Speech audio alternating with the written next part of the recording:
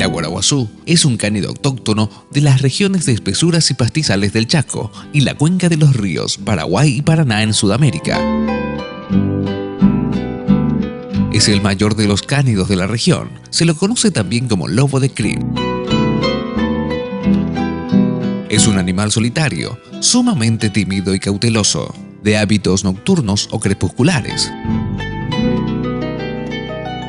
El aguaraguazú se caracteriza por sus largas patas, su altura y su cabeza pequeña en proporción al resto del cuerpo. Su pelaje, largo y áspero, le permite desplazarse en áreas de vegetación intráncada y cortante como campos de espartillo. Además de su captura, por lo general accidental o por temor infundado, este simpático cánido carga con el efecto negativo de una leyenda de origen europeo, que se ha arraigado en varias zonas de nuestro país, como es la de Luisón.